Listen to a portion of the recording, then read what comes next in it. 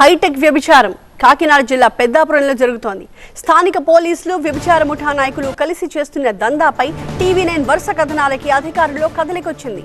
SP ఆదేశాలతో పెద్దాపురం పట్టణంలో వ్యభిచార గృహాలపై పోలీసులు ఆకస్మికంగా దాడులు చేశారు. పెద్దాపురంలో వ్యభిచార గృహాలపై దాడులు జరిగాయి. ఒక విటుడిని, ఒక మహిళని పోలీసులు అదుపులోకి తీసుకున్నారు. వ్యభిచార నిర్వాహకులకి సహకరిస్తున్నారు అంటూ ఇంకొక వైపు కానిస్టేబుల్ శివ అలాగే హోంగార్డ్ కృష్ణని సస్పెండ్ చేశారు.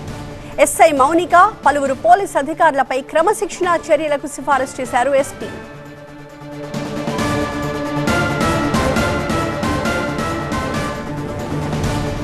పెద్దాపురంలో దర్గా సెంటర్ కేంద్రంగా ఈ వ్యవహారం పెద్ద ఎత్తున నడుస్తోంది.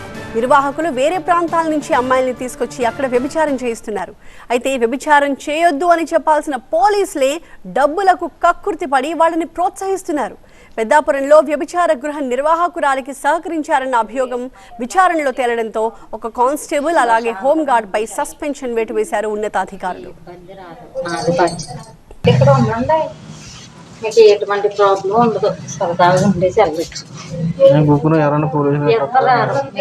మా ఇంట్లో అటువంటి ఇబ్బంది ఉండదు, ప్రశాంతంగా ఉండేసి వెళ్ళచ్చు. మీకు ఈఎంఐ ఉంటుందండి, ధర్మం ఈఎంఐ ఎన్ని వందలు ఇచ్చి వెళ్ళండి. 700 ఇస్తారండి లాస్ట్.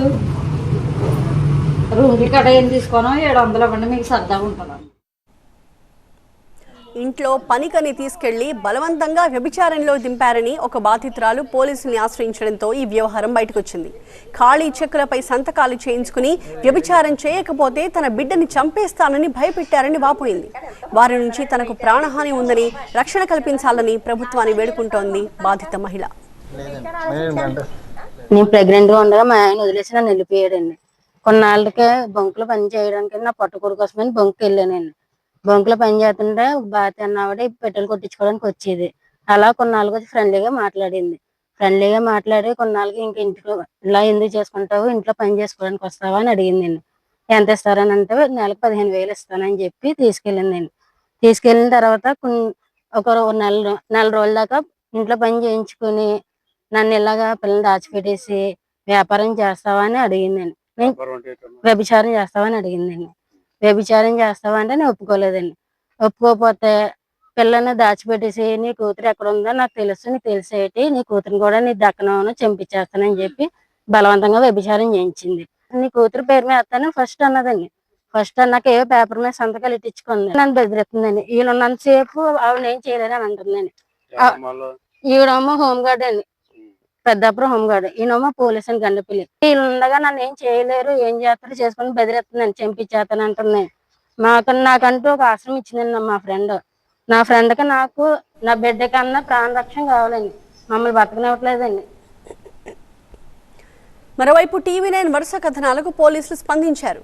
ఎస్పీ బిందు మాధవ్ ఆదేశాలతో డీఎస్పీ శ్రీహరిరాజు ఆధ్వర్యంలో పోలీసులు వ్యభిచార గృహాలపై దాడులు చేశారు. పెద్దాపురం, ప్రతిపాడు, జగ్గంపేటకు చెందిన పోలీసులు మసీదు సెంటర్, వక్కలంకవారి వీధిలో దాడులు చేశారు. వ్యభిచార గృహాలు నిర్వహించే వారిపై చట్టపరంగా కఠిన చర్యలు తప్పవని హెచ్చరించారు డీఎస్పీ. ఈ వ్యభిచార వృత్తిలో ఉన్న వాళ్ళని ఒక 7 మహిళల్ని ఎవరైతే గతంలో వ్యభిచార గృహాల నిర్వాహకులుగా లేకపోతే ఈ వ్యభిచార వృత్తులు ఎవరైతే ఉన్నారో ఒక 7 సత్ప్రవర్తనకు గాను వారి వద్ద హాజరుపరచడం జరిగింది. వాళ్ళకి ₹1,00,000 దాకా బైండ్ ఓవర్ చేయడం జరిగింది. అంటే ఏంటంటే ఒక 6 నెలల లోపు వాళ్ళు ఇటువంటి కేసులు కానీ ఇన్వాల్వ్ అయితే ఏదైతే బైండ్ ఓవర్ అయ్యారో ఆ డబ్బులు కూడా కట్టవలసి ఉంటుందన్నమాట.